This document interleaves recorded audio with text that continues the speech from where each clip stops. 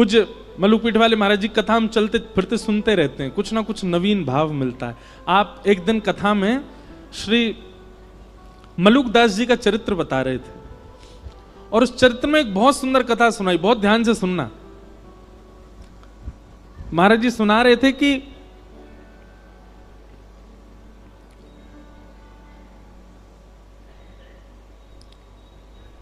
कोई प्रवचन कर रहा था, तो प्रवचन में अनेक लोग बैठे थे। उसी में श्री मलुकदास जी अपनी युवावस्था में जब घर आदि का त्याग नहीं किया था, तो वहीं प्रवचन बैठ करके सुन रहे थे। तो प्रवचन सुनते सुनते लोग बाग आपस में चर्चा करने लगे। बोले ये बाबा को बस चले तो ये हमारे काम धंधा छुड़वा के बस यही कहेगो राम राम जपो, ठाकुर जी का नाम जपो, तिलक लगा करके केवल भक्ति भाव में रहो। अरे कर्म नहीं करेंगे तो दाल रोटी राम जी खिला जाएंगे क्या? कर्म नहीं करेंगे हमारे घर परिवार को राम जी चला जाएंगे क्या? ये भी कथा वक्ताओं पे कोई काम नहीं है, बस एक ही बात कहते हैं, जहां ले चलोगे वहीं मैं चलूंगा। ठाकुर जी जहां ले चलेंगे, ऐसे थोड़ी होता, कुछ अपने बुद्धि विवेक से भी तो करना पड़ेगा। ऐसे लोग चर्चा कर रहे थे और मलुकदास जी बैठ करके सुन रहे थे। तो मलुकदास जी अपनी युवावस्था में थे, उन्होंने उठ करके जो व्यास मंच पर व्यास जी थे उनसे कहा, बोले देखिए व्यास जी आप बहुत अच्छी बात बता रहे हैं, आप कह रहे हैं राम नाम ही सर्वस्व है, भगवान नाम ही सर्वस्व है, कथा ही सर्वस्व है, लेकिन कर्म भी तो प्रधान है। इन गांव वाले लोगों की बात भी गलत नहीं है, अगर हम कर्म नहीं करेंगे तो खाएंगे पिएंगे कैसे?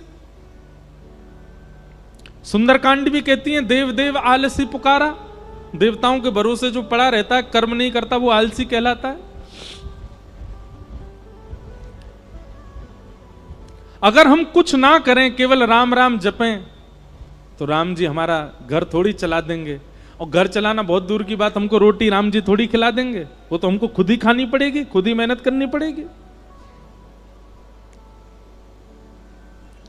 व्यास जी ने कहा देखो भैया आपकी बात हम उसको प्रणाम करते हैं, पर अगर किसी के चित्त में अखंड विश्वास हो ठाकुर जी के प्रति और ठाकुर जी के प्रति कोई संबंध उसका स्थापित हो गया हो और वो ठाकुर जी पर इतना भरोसा कर ले, इतना विश्वास कर ले कि श्री राम जी ही मेरे सर्वस्व हैं, वो कुछ ना करे राम राम जपे, राम जी खिलाएंगे उसको। पहले बात तो सुन लो, ताली पहली बजा देते हो, पहले कथा तो पहले आगे बढ़ने दिया करो। व्यास जी ने मलुकदास जी, तो मलुकदास जी बोले ठीक है, मैं अटूट विश्वास के साथ आज से राम नाम जप में बैठ रहा हूं, और मैं गांव में नहीं बैठूंगा, मैं जंगल में जाऊंगा, और जंगल में भी बीहड़ जंगल में जाके बैठूंगा जहां मुझे कोई नहीं जानता हो, कोई नहीं पहचानता हो, जहां पर हिंसक जीवों के अलावा कोई आता ही ना हो। देखता हूं कि राम जी मुझे खिलाएंगे कि मुझे किसी जानवर को खिलवा देंगे। सब गांव के लोग बोले भैया अब प्रमाणित हो जाएगा कि राम नाम और भक्ति भाव ये प्रमाणित है कि नहीं। मलुकदास जी वन में गए और बीहड़ वन में गए, वहां पर एक विशाल वट का वृक्ष था, आसपास दूर दूर तक किसी के आने जाने का कोई मतलब ही नहीं था। एक सामने नदी बह रही थी। मलुकदास जी बोले यहां कोई नहीं आएगा, यहीं बैठ जाता हूं। और वृक्ष के ऊपर एक डाल के ऊपर बड़ी सी डाल थी, उसके ऊपर मलुकदास जी बैठ गए और राम राम राम राम जपने लगे।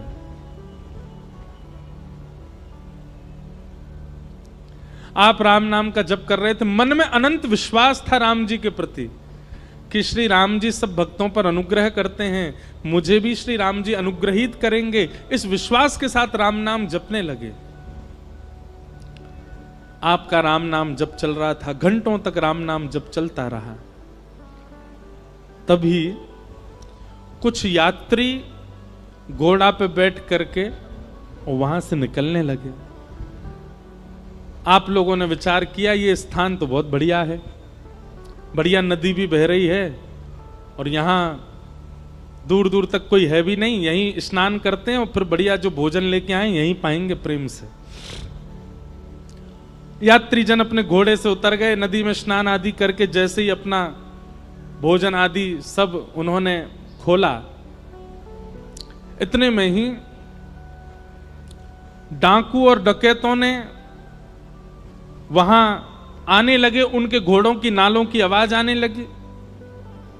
तो जितने यात्री थे उन सब ने विचार किया, बोले भैया बड़े बड़े डाकू आ रहे हैं, ये सब हमको मार देंगे, सब हमारा सर्वनाश, जल्दी भागो यहां से। सारे यात्री अपना भोजन पानी वहीं छोड़ छाड़ करके भाग गए। डाकू आए, डाकुओं ने आकर के देखा कि महाराज सुंदर सुंदर रबड़ी, सुंदर मिष्ठान, सुंदर 56 भोग और रोटी आदि सब वहां खुली रखी है।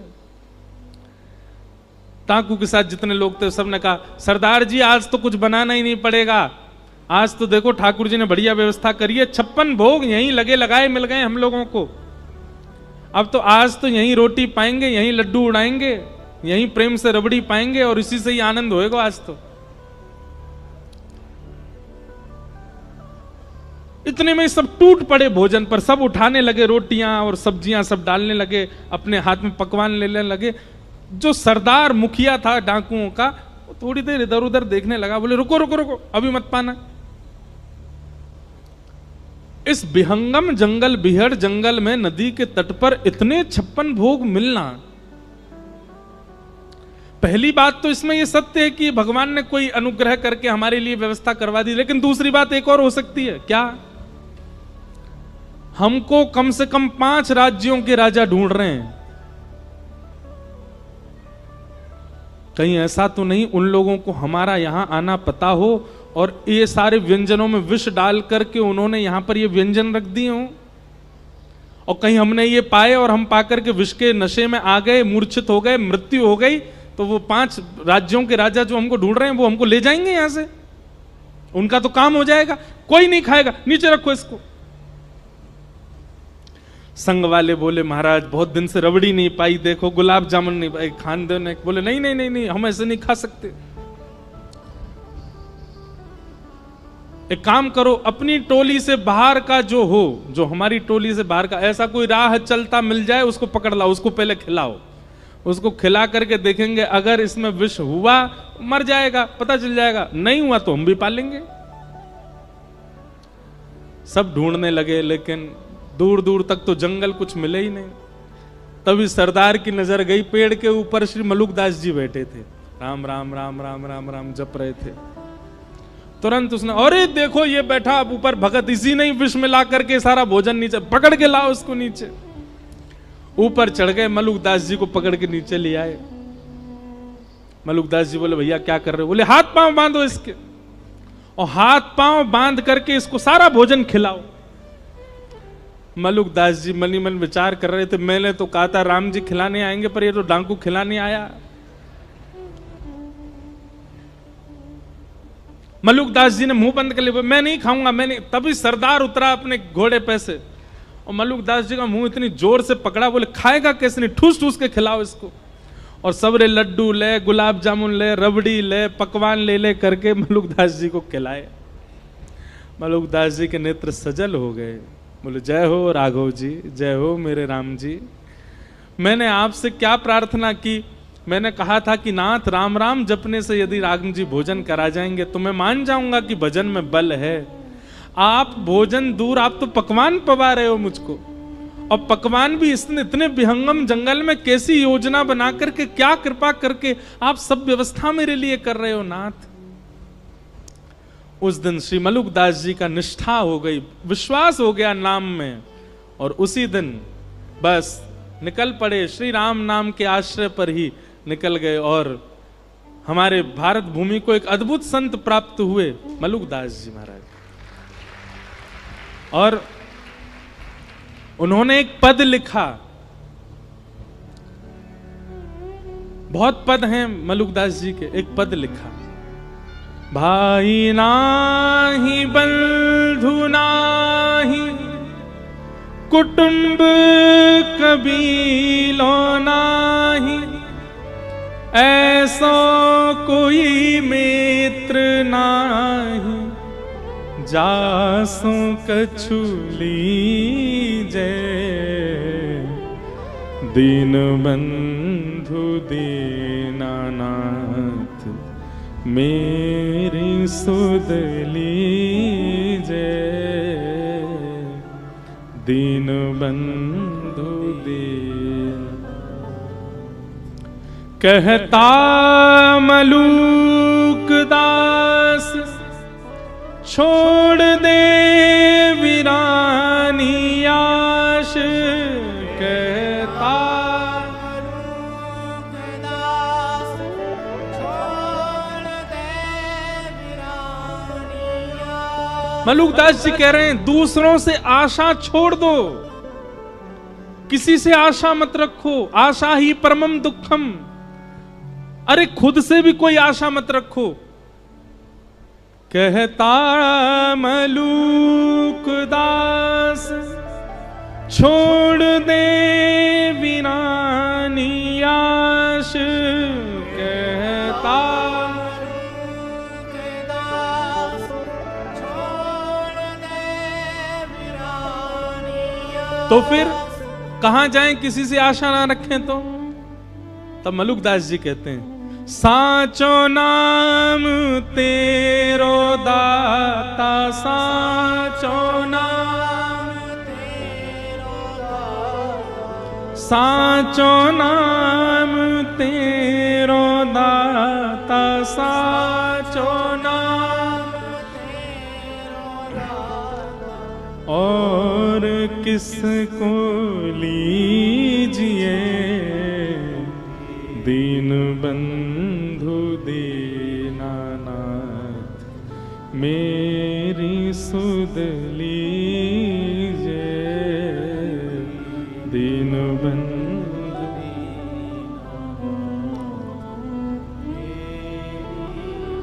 तो भैया 3 बातों की गांठ मान लीजिए। सबसे पहला विश्वास, ठाकुर जी के प्रति इतना अटूट भरोसा कर लो कि बस अब उतना विश्वास किसी पे है ही नहीं, बस ठाकुर जी सर्वस्व हैं। मेरे संग जो हो रहा है, मेरे परिवार के साथ जो हो रहा है, वो सब ठाकुर जी मेरी श्रेष्ठता के लिए कर रहे हैं। मेरे पैर में चोट लगी, मुझे घाटा हुआ, मेरा ये छूट गया, मुझे ये मिल गया, कोई भलाई होगी मेरी। आप विश्वास मानिएगा, जिस दिन आप इतना विश्वास भरोसा ठाकुर जी पर कर लेते हैं ना, तो गलत और अच्छा ठाकुर जी नहीं करते हमारे साथ। पर जब हम हर क्रिया को ठाकुर जी की प्रसाद समझने लग जाते हैं, तो ठाकुर जी की दृष्टि पड़ती है। देखो कुछ भी हो रहा है इसके साथ, लेकिन ये फिर भी यही मानता है कि मेरी कृपा है। तब ठाकुर जी अनुग्रह करते हैं, दृष्टि भर के देख लेते हैं और सब मंगल होने लग जाता है। इसने अपने जीवन में होने वाली हर स्थिति को भगवत प्रसाद मानो। विश्वास। दूसरा, ठाकुर जी से एक संबंध बनाओ, कुछ भी मानो। गोस्वामी तुलसीदास जी कहते हैं तोहे मोहे नाते अनेक, मानिए जो भावे।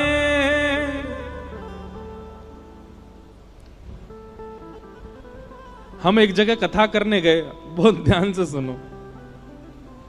तो सुबह मिलने वाले लोग आए, बहुत सारे लोग बैठे थे। कोई कहे महाराज जी, कोई कहे गुरु जी, कोई कहे जय जय। एक चिल्ला रहा था जीजा जी। मैंने कहा भैया जे कौन सा संबंध बनाए होते ने? बोले महाराज जी मैं किशोरी जी को अपनी बहन मानता हूं और किशोरी जी हमारी ठाकुर जी की हैं। ठाकुर जी के आप भैया हो तो सगे जीजा को भैया भी जीजा ही लगे, या हमारे जीजा जी। मैंने कहा वाह भैया। मैंने कहा साले साहब को माला पहना के आओ, इनके जीजा जी। आप संबंध मान के तो देखो एक बार ठाकुर जी से। निभाना ठाकुर जी पर छोड़ देना, आप बस संबंध बनाओ। हम प्रमाणित कह रहे हैं मंच से, आप संबंध बनाओ, निभाने की जिम्मेवारी ठाकुर जी की है, निभाएंगे। कितने ऐसे उदाहरण, कितनी ऐसी कथाएं हैं जहां किसी ने ठाकुर जी से संबंध माना और ठाकुर जी ने निभाया। ठाकुर जी उसी भाव में उसको देखते हैं। भाई मानो, बंधु मानो, मित्र मानो, सखा मानो, गुरु मानो, प्रियतम मानो, चाचा मानो, ताऊ जी मानो, मामा जी मानो, जीजा जी मानो, जो मन करे ठाकुर जी को मानो, ठाकुर जी संबंध निभाएंगे। हमने एक कथा हर बार सुनाई है अपनी कथाओं में कि अयोध्या के एक महाराज जी थे, वो ठाकुर जी को अपना शिष्य मानते थे। वो कहते थे कि मैं वशिष्ठ कुल गोत्रीय हूं, तो इस नाते से वशिष्ठ जी के कुल में जन्मा तो राम जी मेरे चेला हैं। वो कनक बिहारी जी का दर्शन करने जाते, पूरी दुनिया हाथ जोड़ती, वो दूर से कहते खुश रहो चेला राम, तुम सदा प्रसन्न रहो, तुम पे कोई अला बला नहीं है, मेरा आशीर्वाद सदा बना रहे। महाराज जी ऐसे ऐसी घटना बताते हैं कि जब वो मंदिर में आते थे ना, अपने आप ही कुछ ऐसा होता था कि आधा पर्दा आ जाता था। बोले आधा पर्दा मतलब? बोले किशोरी जी घूंघट कर लेती थी। बोले गुरु जी आए, इनके सामने थोड़ी मुंह खोल के बैठेंगे।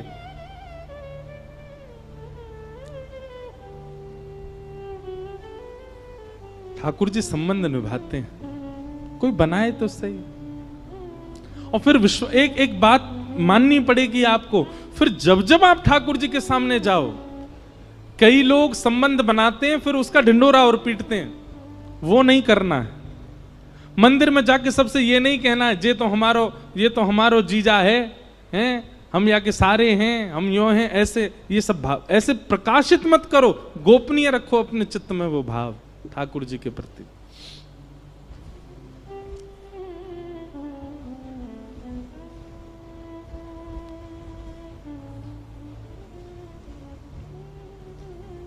हमारे बक्सर वाले मामा जी, नाम सुना? श्री नारायण दास जी भक्तमाली, जो कथा से बहुत प्रेम करते होंगे ना, उनका नाम जरूर जानते होंगे। उनको पूरी दुनिया मामा जी क्यों कहती थी? वो सीता जी को अपनी बहन मानते थे। किसी ने एक बार मामा जी से कहा, ध्यान से सुनना, कि मामा जी पूरी दुनिया आपको मामा जी कहती है, पर सीता जी आपको अपना भाई मानती हैं कि नहीं, इसका क्या प्रमाण है? आप तो कहते हैं और फिर जहां भी आप जाते हो सब कहते हैं मामा जी आ गए, मामा जी आ गए, पर सीता जी आपको अपनी बहन अपना भाई मानती हैं, इस बात का क्या प्रमाण है? तब बक्सर वाले मामा जी कहते थे, बोले ऐसे ऐसे वैष्णव, ऐसे ऐसे संत जन, ऐसे ऐसे विरक्त जन, ऐसे ऐसे वृंदावन को भजवे वाले और अयोध्या में जाने वाले आप जैसे संत महापुरुष जब मुझको देख के मामा बोल देते हैं, तो ये प्रमाणित हो जाता है कि सीता जी मुझे भाई मानती हैं। आप सब मामा कहते हैं, तो मुझे इसी से प्रमाण लगता है कि सीता जी मुझे अपना भाई मान चुके हैं।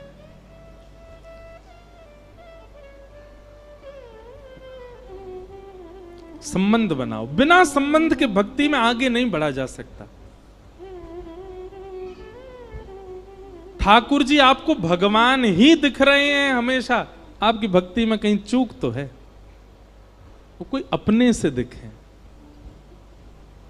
विश्वास, संबंध और तीसरा समर्पण, ठाकुर जी के सन्मुख। ये तीन भक्ति के सूत्र हैं। देवभूति माता ने, कपिल भगवान ने देवभूति माता के अनेक प्रश्नों के उत्तर दिए, सबको हम प्रणाम मात्र करते हैं। और तत्पश्चात देवभूति माता सिद्धता नाम की नदी बनकर के बहने लगी और भगवान कपिल जाकर के विराज गए। सारे तीर्थ बार बार, गंगा सागर एक बार। आज भी कपिल भगवान गंगा सागर में विराजते हैं और वहां आज भी विरक्तों को, आज भी वैष्णवों को, आज भी प्रबल भक्ति योगिकों को ठाकुर जी दर्शन देते हैं आज भी। इस प्रकार कपिल भगवान के चरित्र को हम प्रणाम करते हैं। आगे आकुति माता का प्रसंग सुनाया गया और प्रसूति माता के पुत्री, सबसे छोटी पुत्री सती हुई, सती का विवाह महादेव के साथ में हुआ। इस प्रकार आकुति, देवभूति, प्रसूति तीनों के प्रसंग कहे। अब हम थोड़ा सूक्ष्म में कह के चलें क्योंकि ठाकुर जी का उत्सव करना है। ध्रुव चरित्र सुनाया गया। राजा उत्तानपाद के पुत्र हुए ध्रुव। बहुत सावधानी से सुनो। ध्रुव जी महाराज का चरित्र सबने सुना है, पर ध्रुव जी की स्तुति जो वो भगवान से करते हैं, उस स्तुति में ध्रुव जी महाराज एक बात कहते हैं जो प्रत्येक वैष्णव को पालन करनी चाहिए। ध्रुव जी महाराज भगवान की स्तुति गाते हुए एक बहुत सुंदर बात कहते हैं, क्या कि भक्ति मुहु प्रवहतां त्वयि में प्रसंगो भूयादनन्तमहतां ममलाशयानां येनाञ्जसोल्वणमुरुव्यसनं भवाब्धिं निश्ये भवद्गुणकथामृतपानमत्त। सब लोग इधर देखो, सावधानी से सुनो। ध्रुव जी कहते हैं, बोले मुझे आपकी भक्ति कैसे करनी है नाथ? तब कहते हैं, बोले व्यसनम भवाब्धिम निश्चय भवद गुण कथामृतपान मत्त। व्यसनी, किसी घनघोर व्यसनी व्यक्ति से मिले हो आप कभी? घनघोर व्यसनी मतलब पीता ही रहता हो। अच्छा चलो, पीने वाले तो दूर कर दो, और भी व्यसनी होते हैं। कैसे कैसे? ये वाले व्यसनी हो या ये वाले व्यसनी हो, ऐसे व्यसनियों से तो मिले ही होंगे। व्यसनी का स्वभाव देखा आपने? उसकी स्थिति क्या होती है? जैसे जो पीने, बीड़ी वगैरह पीने वाले होते हैं, उनको देखो, सुबह उठेंगे, अब उठ गए थोड़ी पी लो, अब नहा के आ गए, अब थोड़ी सी फिर पी लो, नाश्ता कर लिया फिर पी लो, बाल भोजन कर लिया फिर एक कस लगा लो,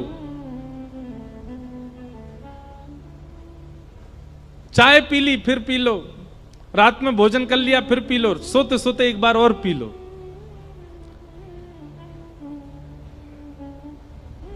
वो पूरे दिन में कोई ना कोई बहाना बना करके अपने व्यसन को भोगता है। पीने वाले जो होते हैं उनको देखो, आज मैं बहुत दुखी हूं, आज तो पीऊंगा, अरे आज तो मैं फर्स्ट आया हूं अपनी क्लास में, बच्चों को पार्टी दूंगा, सबको पिवाऊंगा। ऐसे होते हैं बच्चे। आज तो मेरे बुआ के बच्चे आए हैं, आज तो मैं पीऊंगा। मेरी प्रियसी छोड़ के चली गई, गम में पीऊंगा। वो गम में भी व्यसन भोगता है और सुख में भी व्यसन भोगता है, और कुछ नहीं तो बहाना निकाल करके व्यसन भोगता है। आज सारे मित्र मिले हैं, सब पिएंगे, आज मैं अकेला हूं, अकेला मन नहीं लग, क्या करे, पिएंगे। सब काम से पीना उसकी प्रायोरिटी होता है। वही बात यहां पर श्री ध्रुव जी महाराज कहते हैं, बोले मैं आपकी भक्ति कैसी करना चाहता हूं? बोले जैसे व्यसनी व्यक्ति व्यसन भोगता है, उसको हर बात में घूम फिर के कुछ नहीं दिखता, बीच में आकर के एक ही चीज दिखती है, क्या? व्यसन। अच्छा चलो, हमने गंदे गंदे व्यसनों की बात कर ली। एक अच्छा व्यसन है, क्या? चाय। सुबह उठ गए, क्या करो? चाय पी लो। नहा के आ गए, अब क्या करो? चाय पी लो। भोजन कर लिया, अब क्या? अब तो चाय पिला दो। सिर में दर्द हो रहा है, क्या करोगे? चाय पिला दो। बहुत अच्छा मौसम हो रहा है, चाय बना दो। क्या हो गया? बोले करोड़ों का नुकसान हो गया। बोले क्या?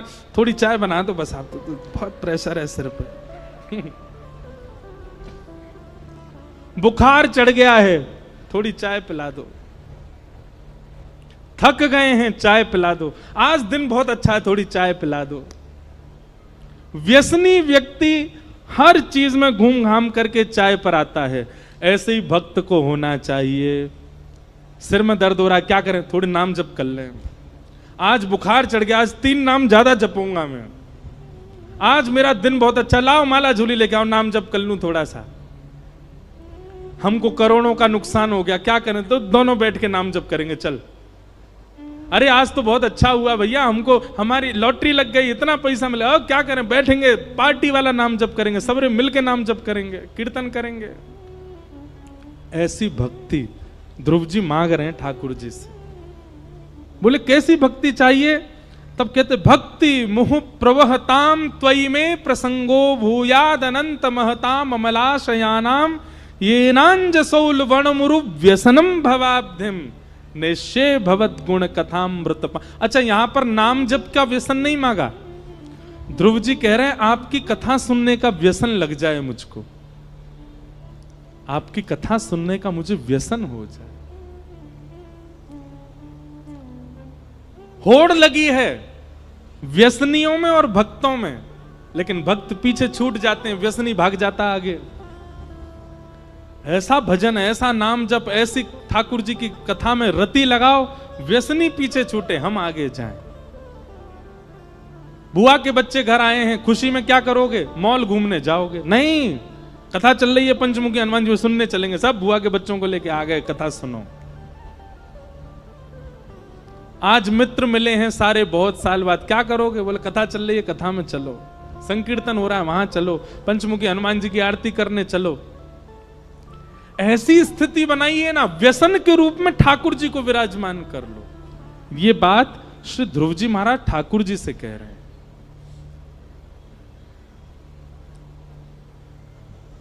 योऽन्तः प्रविश्य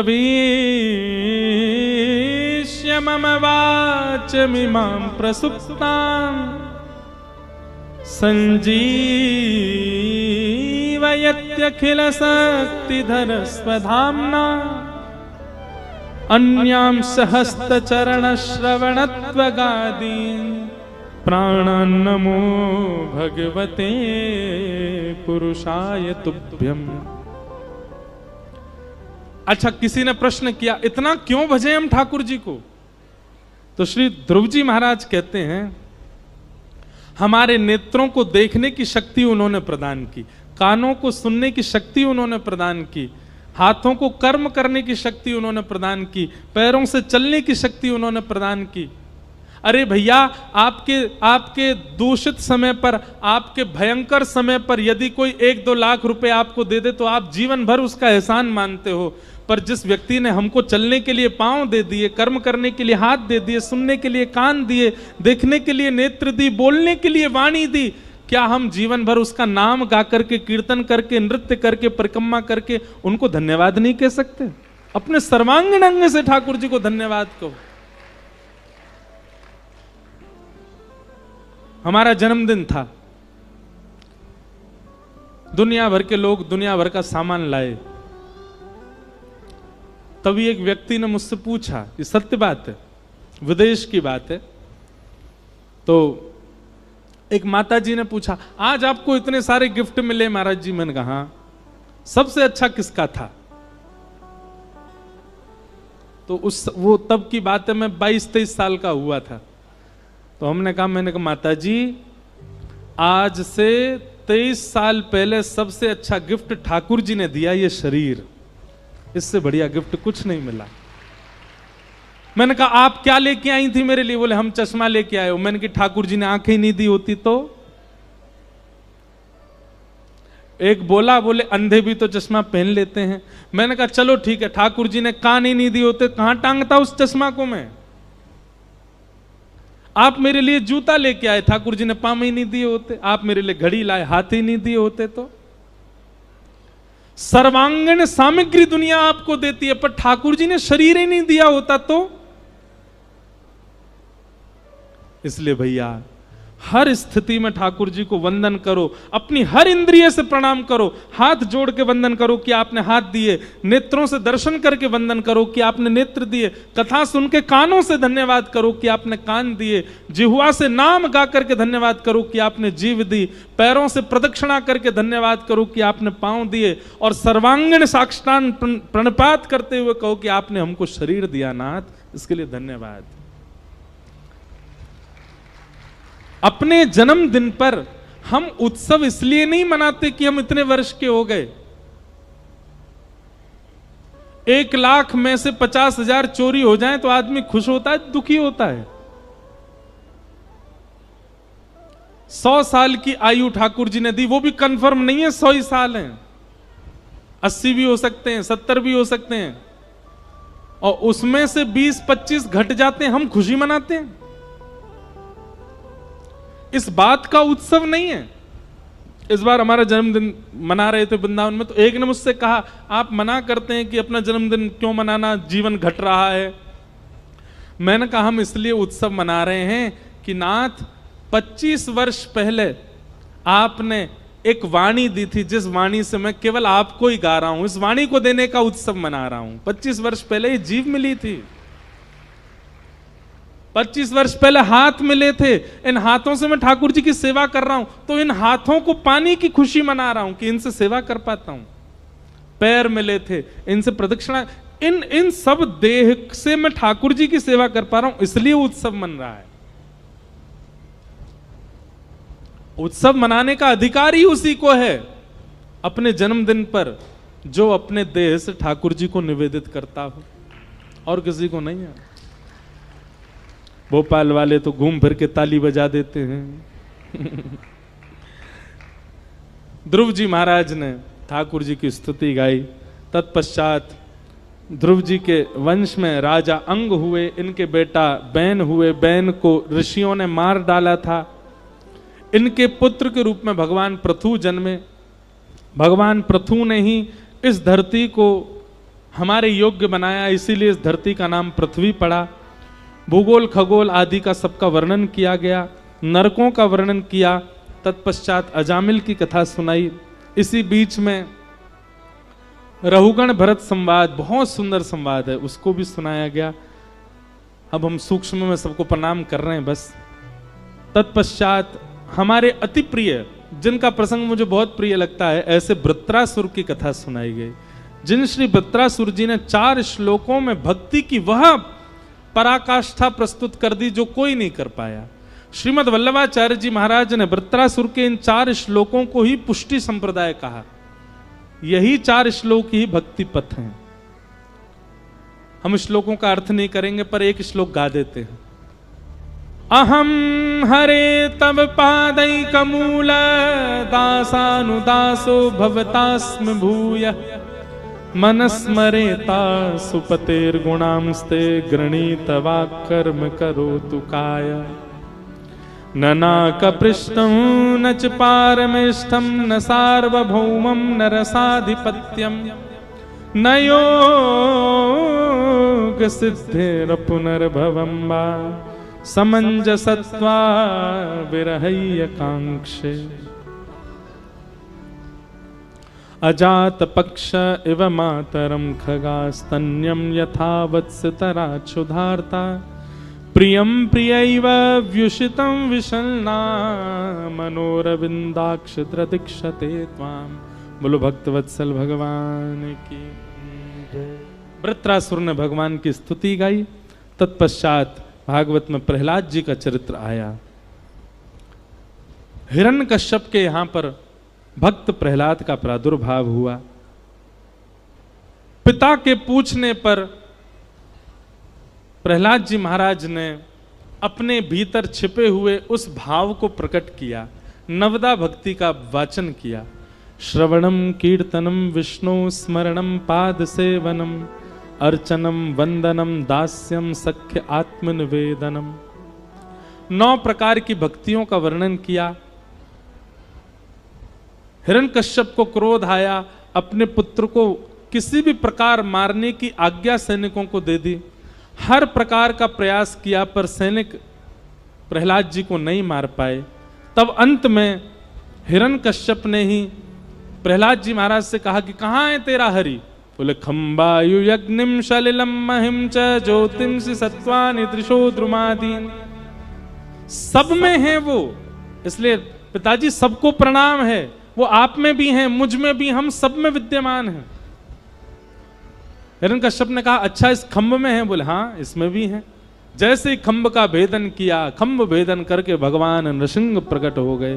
बोलो नृसिंह भगवान की। सब लोग हाथ जोड़ करके नृसिंह भगवान को प्रणाम करो। सत्यम विधातुम निज भृत्य भाषितम व्याप्तिं च भूतेष्वखिलेषु चात्मनः अदृश्यतात्यद्भुत रूपमद्वहं स्तंभे समाया न मृगम न मानुषम। भगवान नृसिंह प्रकट हुए, हिरण्यकश्यप के साथ युद्ध करके उन्होंने उसका वध किया। कई देवी देवताओं ने आकर के भगवान की प्रार्थना की, पर भगवान का कोप शांत नहीं हुआ। तब श्री प्रहलाद जी ने जाकर के भगवान की स्तुति की। बहुत सुंदर स्तुति प्रहलाद जी की। प्रहलाद जी भगवान से जाकर के कह रहे हैं, थोड़ा सा ये सुन लें फिर हम कृष्ण जन्म में चलेंगे,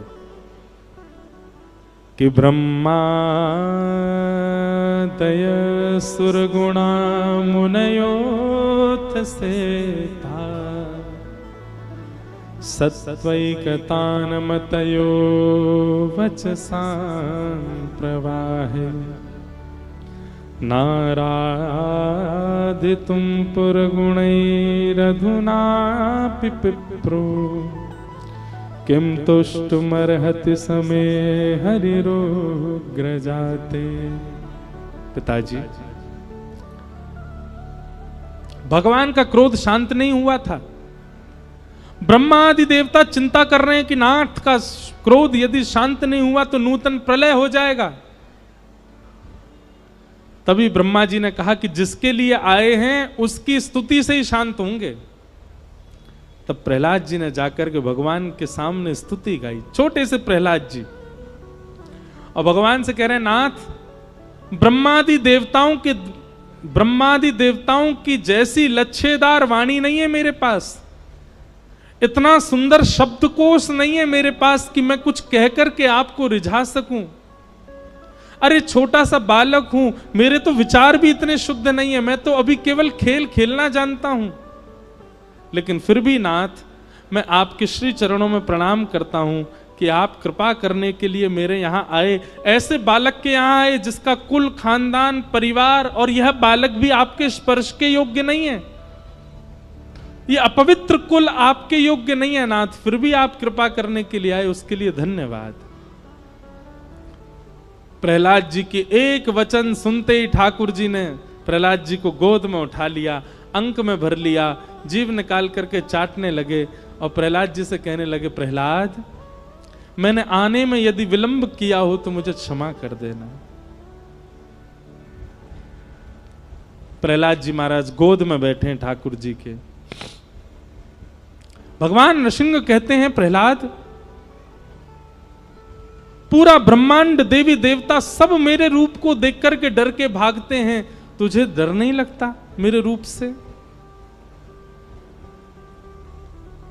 प्रहलाद जी बहुत अच्छी बात कहते हैं, बोले, नाथ सत्य पूछें तो मुझे भय नहीं लगता, और मुझे भय इसलिए नहीं लगता क्योंकि जब से आप आए हैं मेरी दृष्टि केवल आपके कोमल चरणार बिंदों को देख रही है, मैंने आपका मुख देखा ही नहीं है।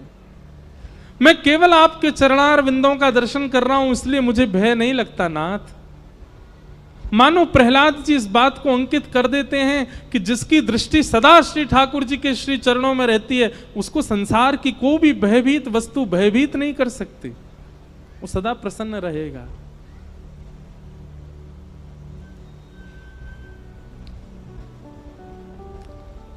हम अपना प्रत्यक्ष अनुभव बताएं।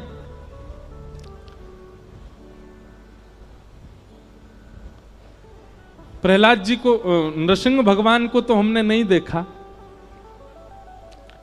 पर आपके भोपाल के आसपास जंगल बहुत है, तो यहां हमने बाघ देखे हैं। और हमारे मुदगल जी बैठे हैं, यही हमको ले गए थे बाघ दिखाने। इनको पता है, जब भी हम गाड़ी में बैठते थे तो कोई पता तो होता नहीं दिखेगा कि नहीं, गाड़ी में बैठते ही मैं यही श्लोक गाता था प्रहलाद जी का, और इस भाव से नहीं कि हम जानवर देखने जा रहे हैं, हम बाघ देखने जा रहे हैं, यही भाव रखते थे, हे नृसिंह भगवान आप कृपा करना, हम आपसे कुछ मांगना नहीं चाहते, आपके पास भी नहीं आएंगे, नहीं तो आप तो ऐसा प्रसाद दोगे कि बस हमको बस आपका दर्शन करना है। और तब हम दोनों ही बैठ करके गाड़ी में गाते थे, सत्यम विधातुम निज भृत्य भाषितम व्याप्तिम च भूते स्वखिलेषु चात्मना अदृश्यतात्यद्भुत रूप मद्वहम स्तंभे सभाया न मृगम। और हम 3 दिन गए, तीनों दिन हमको बाघ जी के दर्शन हुए, नृसिंह भगवान के दर्शन हुए। जो हमारी गाड़ी चलाने वाले थे वो भी कहते, बोले महाराज जी आप कुछ तो मंत्र फूकते हो। मैंने कहा मंत्र नहीं फूकते हैं हम, साक्षात नृसिंह भगवान को बुलाते इसलिए आ जाते हैं। और अकेले दुकेले नहीं आते, पूरे परिवार के संग दर्शन देने आते थे। फिर एक दिन ये बोले महाराज जी बाघ तो दिख गया, भालू नहीं दिखा। मैंने कि सुनो, जामवंत के वचन सुनाए सुहाए, मैंने कि करो सुंदरकांड का पाठ। और उस दिन हम गए, उस दिन हमको भालू ही दिख गए वहां पर। मैंने कि लो जामवंत जी महाराज आ गए सामने। भाई विचारधारा भावना पर, भावना का बहुत असर पड़ता है आपकी क्रिया पर। लेकिन आप ये विचार करके भोपाल में मत चले जाना, नहीं तो आपको दर्शन देने के लिए ना जाने कितनों को कष्ट दे देंगे ठाकुर जी। वैसे तो भोपाल शहर में भी आ जाते हैं कभी कभी। पिछली बार मंडी द्वीप में कथा थी तो भी हमने प्रयास तो किया कि हमको आसपास कहीं दिख जाएं, जंगल एरिया यहां बहुत है, पर दर्शन हुए दूर से ही हुए, रात में। तो ऐसे नृसिंह भगवान ने प्रहलाद जी पर अनुग्रह किया और अनुग्रह करके कृपा की। तत्पश्चात आगे देवासुर संग्राम का प्रसंग सुनाया गया। बीच में गजेंद्र मोक्ष की कथा भी आती है। हम सबको प्रणाम। भैया देखो, हमारी कथा का एक भाव है कि हम कुछ साल बाद हमको लगता है हम 1 महीना की ही कथा करेंगे बस, क्योंकि हमारी कथा 7 दिन में तो हमसे कहीं नहीं जाती, इतने सारे प्रसंग छूट जाते हैं। अब केवल गजेंद्र मोक्ष इतना सुंदर है कि उस पर 7 दिन कथा सुन लो। बलि बामन अवतार की कथा सुनाएगी। तत्पश्चात